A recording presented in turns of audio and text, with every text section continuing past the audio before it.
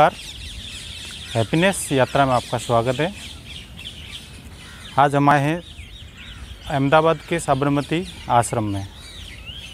थोड़ी बहुत मैं आपको इसके बारे में हिस्ट्री बताता हूँ, गांधी जी के बारे में। राष्ट्रपिता महात्मा गांधी का जन्म गुजरात के पोरबंदर 2 अक्टूबर 1869 में हुआ था। इनके पिता का नाम करमचंद गांधी और माता का नाम पुतलीबाई था। ब्रिटिश हुकूमत में उनके पिता पोरबंदर और राजकोट के दीवान थे। महात्मा गांधी का असली नाम मोहनदास करमचंद गांधी था और ये अपने तीनों भाइयों में सबसे छोटे थे। मैं आश्रम की बात करूं तो मैं गांधी जी के दक्षिण अफ्रीका से लौटने के बाद भारत में उनका प्रथम आश्रम 25 मई 1915 को अहमदाबाद के कोचरब क्षेत्र में स्थापित किया गया था। 17 जून 1917 को आश्रम को साबरमती के किनारे, जहां हम अभी लोकेशन शूट कर रहे हैं, आश्रम को साबरमती के किनारे खुली ज़मीन के भूभाग पर स्थानांतरित कर दिया गया। इसके स्थानांतरण के कारण गांधी जी रहन सहन पर, जैसे ही खेतीबाड़ी, पशुपालन, गो प्रजनन, खादी और संबंधित रचनात्मक गतिविधियां, जिनके लिए वो इस प्रकार की बंजर भूमि की खोज में थे। पौराणिक कथा अनुसार ऋषि जिनके धर्म युद्ध के लिए अपनी अस्थियों को दान कर दिया था। आश्रम यही स्थल पर है। ये स्थल जेल और शवदाह गृह के बीच में स्थित है, क्योंकि गांधी जी का विश्वास था कि किसी भी सत्याग्रही को निश्चित रूप से ऐसे ही स्थान पर जाना चाहिए। साबरमती आश्रम, जिसे हरिजन आश्रम भी कहा जाता है, 1917 से 1930 तक मोहनदास गांधी जी का घर था, जो भारत की स्वतंत्रता के आंदोलन के मुख्य केंद्रों में से एक था। मूल रूप से सत्याग्रह आश्रम कहलाने वाले इस आश्रम ने महात्मा गांधी द्वारा नकारात्मक प्रतिरोध आंदोलन को दर्शाते हुए ये एक आदर्श घर बन गया, जिसे भारत को स्वतंत्र करवाया।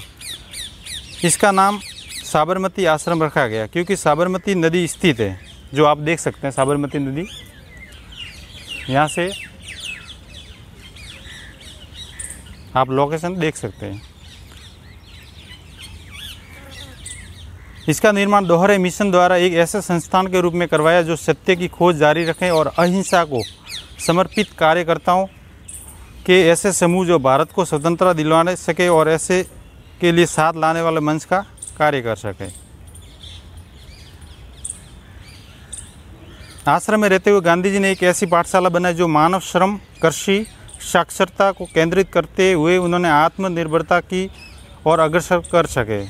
ये वही जगह थी जहां से 12 मार्च 1930 को गांधी जी ने आश्रम से 241 मील लंबी दांडी यात्रा 78 साथियों के साथ ब्रिटिश नमक कानून, जिसमें भारतीय नमक पर कर लगाकर ब्रिटिश नमक को भारत में बेचने के प्रयास को बढ़ावा देने के विरुद्ध यात्रा शुरू की गई थी।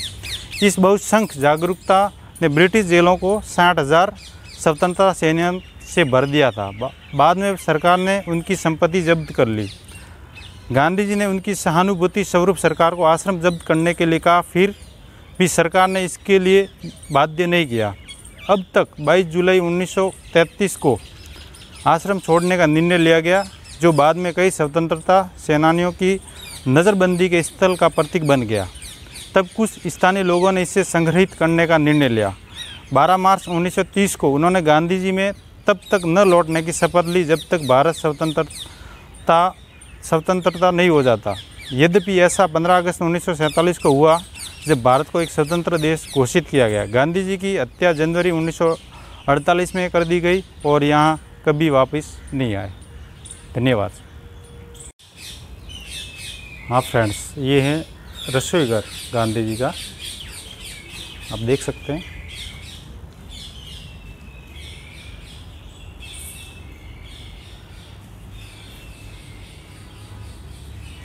और ये है कोठार, जिसे हम इंग्लिश में बोलते हैं स्टोर रूम।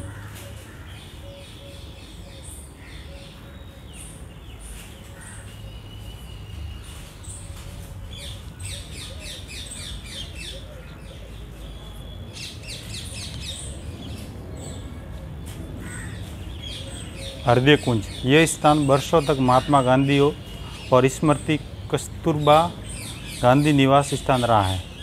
यह वही स्थान है जहाँ गांधी जी को अपने यहाँ अपनी सब राष्ट्रीय प्रवृत्तियों की प्रेरणा हुई थी और इस स्थान से भगवान बुद्ध के महाविनिष्क्रमण का स्मरण कराने वाली सन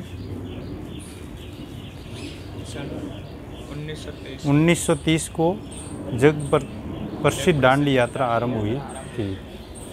ये है प्रार्थना स्थल।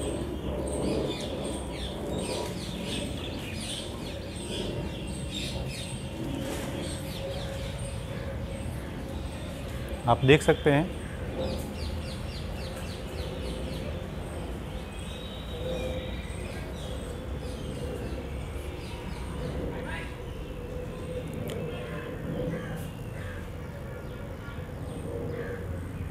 ये है कस्तूरबा बाई का कमरा, जहाँ कस्तूरबा बाई अपना निवास करती थी।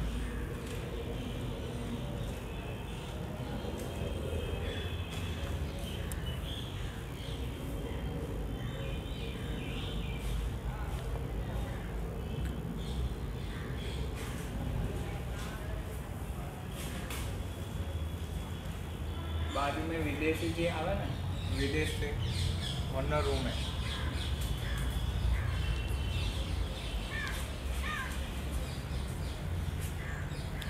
ये मोहन से महात्मा बनने की हिस्ट्री पूरी आप देख सकते हैं।